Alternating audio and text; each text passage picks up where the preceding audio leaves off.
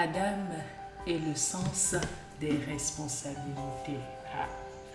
Comment débuter cet éloge au personnage de la Bible, censé montrer que notre Père, le Dieu Tout-Puissant, ne choisit pas que les plus parfaits, et ce, depuis la nuit des temps, sans parler du premier homme de la Bible, notre cher Adam, le Père de l'humanité.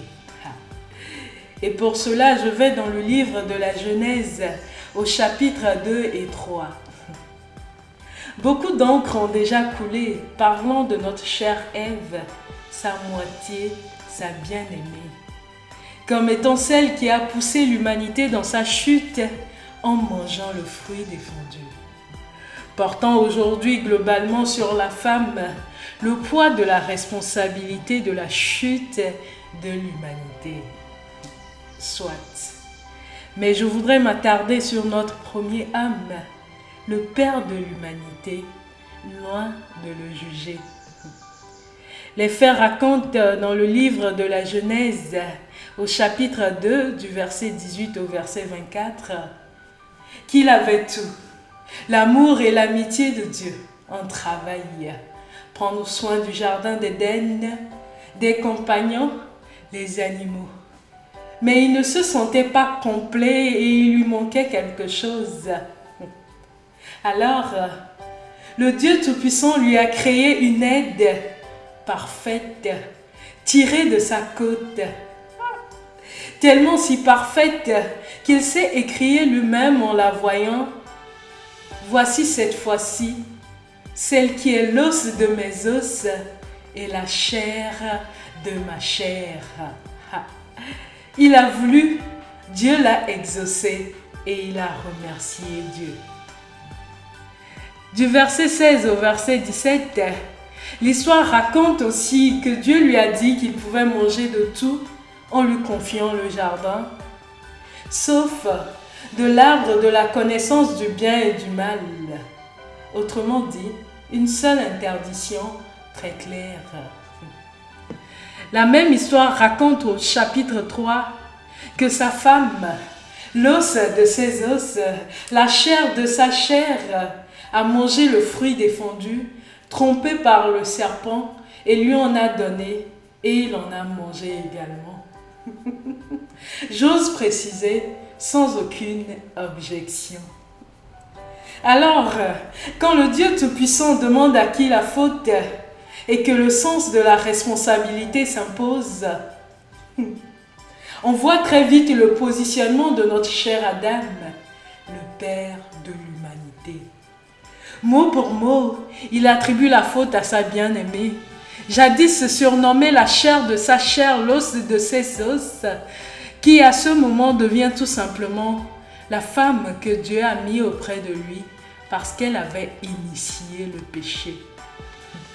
L'instant d'un instant, il a oublié qu'à un moment, c'est tout ce qu'il avait voulu, désiré et chéri. Il l'a livré sans aucune hésitation aux conséquences qui auraient pu subvenir. Et en faisant un examen de conscience, nous tous nous sommes un peu Adam. Combien de fois n'avons-nous pas désiré, voulu, pour à la première inquiétude, regretter, fuir, porter la faute de nos actes sur autrui? Quoique, quelqu'un dirait à la lecture de ce passage, ils ont péché. Ils auraient dû demander pardon, se repentir, et le Dieu Tout-Puissant, dans son immense bonté, les aurait certainement pardonnés. Très certainement. C'est quand même le Dieu de bonté et de compassion, qui dans son immense miséricorde s'est donné sur la croix pour nos péchés. Alors oui, il aurait sans doute pardonné. Pendant que nous autres encore, nous nous demandons, où était-il? Lui à qui Dieu a confié le tout, que faisait-il?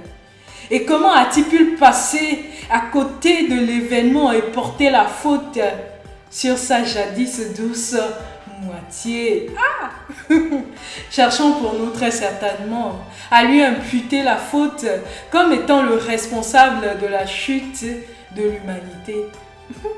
sûrement dans un espoir vain de rétablir un équilibre quant à la responsabilité de la chute de l'humanité. Parce que soyons honnêtes, l'histoire ne le soulève pas, mais imaginons la mère de l'humanité, notre chère Ève, quand son tendre époux n'a pas hésité à la dénoncer une seule seconde, la portant comme seule responsable du péché. Mais qu'importe, la faute était déjà commise. L'heure était à la repentance et non à l'accusation.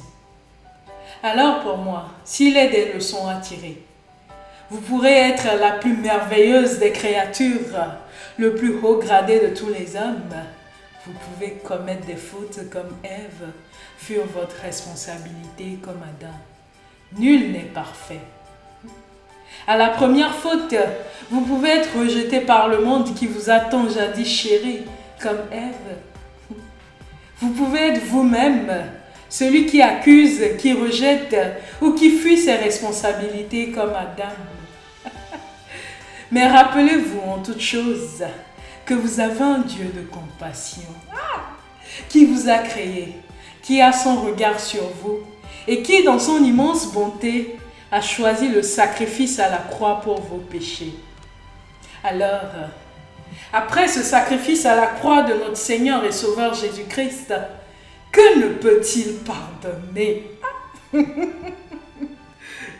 Alors, aussi à nous qui disons, Père, donne-nous notre Adam, où nous sommes prêts à recevoir notre Adam, n'oublions pas qu'il vient également avec ses imperfections, y incluant quelque part un sens de la responsabilité de sa moitié qui est propre à lui.